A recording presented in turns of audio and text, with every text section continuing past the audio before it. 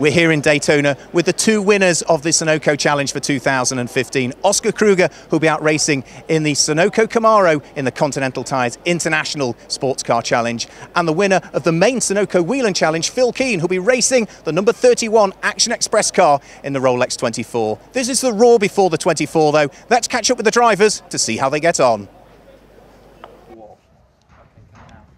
Shortly after arriving at Daytona International Speedway, Max Papis walks the track with our two Sunoco Challenge winners. The perfect introduction to the circuit from the highly experienced Italian.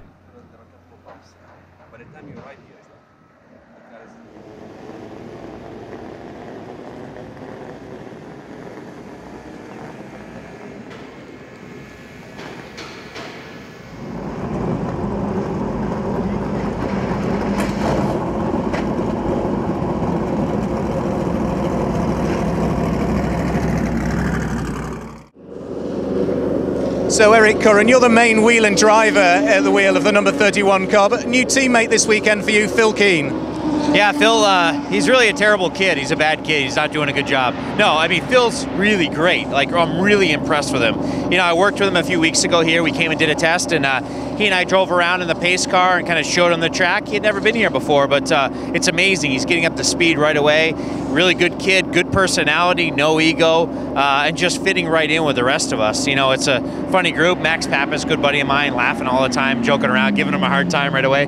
But Phil's slotting right in and working with Dane Cameron as well, and you know, it's great. It's good to see, you know, there's four of us, and I've raced with Max before, but I hadn't driven with Dane before, and obviously hadn't driven with Phil before, so it's nice to, you put four guys together, and it's like, boom, everybody gets along, everybody works well, we make changes to the car we all agree on. That's nice, and the personalities all fit, and he's an impressive kid. You know, young guy. I obviously didn't know him well other than the name beforehand, so it's nice to see a guy show up, new track, unfamiliar territory, and jump in with us and do such a good job. So I really like him. I enjoy driving with him, and you know, I think we're going to have big hopes for this 24-hour this year. We got an amazing Action Express team here, and one of the best sponsors in the world, Whelen Engineering, and you know, with a good fit, a guy like Phil Keen and the rest of these guys here. I mean, I see big results for us in the 24-hour. And this is the very car that our 2015 Sunoco Whelen Challenge winner, Phil Keen, will be racing in the Rolex 24.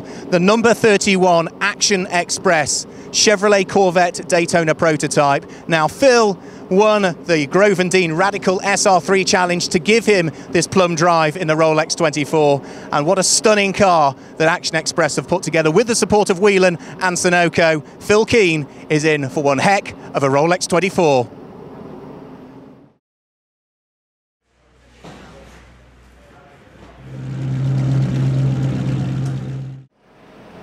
Oscar, you sat in the car for the first time yesterday. You're about to go out onto the circuit for the first time, Daytona. Yeah, it just feels amazing. It's been a very long wait, and now I'm here, seeing all the other cars, and I'm just about to get in it, so yeah, it feels amazing. It's a new car to learn, but it's a new team as well, and they've been very helpful and assistive.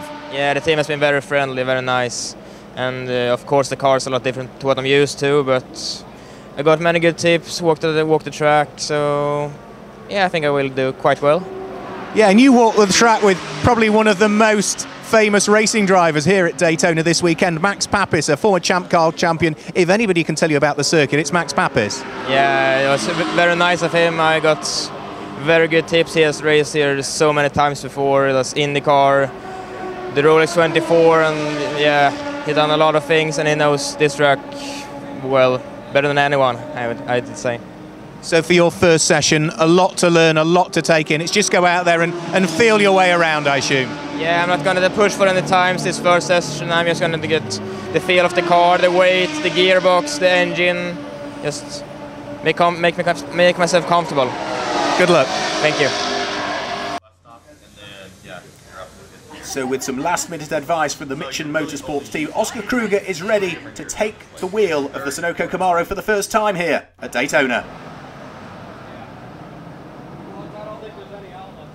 Whilst it was just a practice session, it gave the opportunity for his teammate Dylan Murcott to warm up the car, bringing the engine temperatures and the tyre temperatures to where they needed to be before the Swedish youngster got behind the wheel and went out onto track for the first time.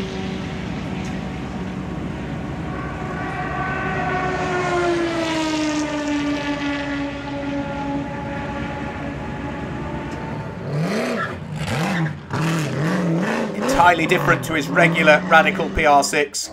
Oscar Kruger had to get to grips with the thundering V8 American muscle car around the infield section and, of course, the 31-degree banking here at Daytona.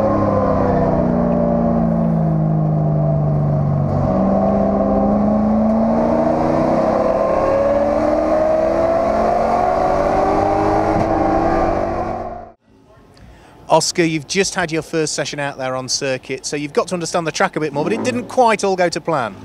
No, the session started good. I got a feel of the car and the track and the banking. It's very different. The banking is very steep. Feels like you're gonna fall off in the beginning, but then you get used to it. You get quite used to the car. But then when I tried to build up the speed, I believe it was the front brakes. They had a failure, so they didn't work. So into the first corner, when I pressed the pedal, it just went flat to the floor and nothing happened. So luckily, I can just keep the car going forward because it's no barrier or anything. So yeah, thankfully at turn one, it's probably the place to do it. Yeah, absolutely. I can just keep the car rolling and nothing happened. The car is okay except for the brakes, and I am also okay. So. That's the main thing, but also you'll have learned something. The car was working well until that problem, so you've clearly learned a bit already. And as you say, that banking is something entirely different. Yeah, it really is, but it's quite easy. It's just to hold it flat. And the things I have most difficulty with is the car. Get used to it. It's so big difference. The car it rolls a bit more. But the brakes are actually, I think they're better than the Radical. So. I am impressed by that, and the power is great, and it's a lot of fun. Really good car. Certainly in terms of the weight, having raced the PR6 all season in the Radical Clubman's Cup, the weight transfer of this, both on braking and acceleration, must be colossal. Yeah, it feels really weird, especially in the bus stop chicane. The car is just moving around so much. I am really not used to that. Enjoyable session for you. I see that you came back out and straight away you were talking to your teammate there as well. Yeah, he drove it before me, and I asked him how he felt about it, what times he did, and just going to keep on pushing forward and become quicker and quicker. On to the next session. Yeah. In the session that you've just been out in, you were the fastest of the two drivers that took part. You must be pleased so far. Yeah, I mean, it's all going well so far, so, we'll just keep working away and see how this afternoon goes. Nighttime sessions to come, though. You've sampled Daytona here and done a few laps now over the course of the test prior to the Roar and the Roar itself, but you're going to be out there in the dark a little bit later on this evening. Yeah, I mean, it should be interesting. Apparently it's quite floodlit, so you can lose your lights and still drive okay, so we'll see how it is. And as for the traffic, previously when you were testing, there wasn't the traffic to contend with. Is that something that you're still finding a little bit difficult whilst we're out there on circuit? No, I mean, it's just a question of learning it, really. I mean, the more laps you do, the more you get used to it. We're going to have 24 hours of it, so it's just a question of, staying out of trouble and learning what everyone does. Well done so far on the job done. Cheers, thank you. So as daytime turns to dusk and eventually to darkness, it's vital here at Daytona that all of the drivers get time behind the wheel of the car in the darkness, because unlike most other 24-hour races, here the Rolex 24 at Daytona has more hours of darkness than the vast majority of twice round-the-clock races. The car comes into the pit lane, Phil Clean is ready to clamber on board and about to head out onto track at the wheel of the Whelen-supported number 31 Action Express Daytona Prototype for the first time.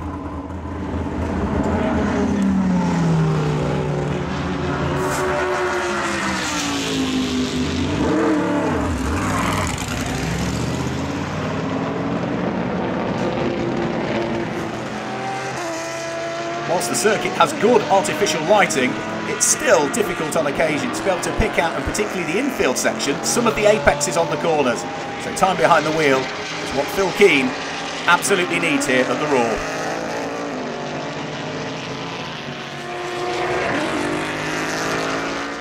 I know you've been changing some of the elements of the car, trying to find a better balance. Seems to be going the right way, and I know you're about to go out in the next session for the first time today and drive the car.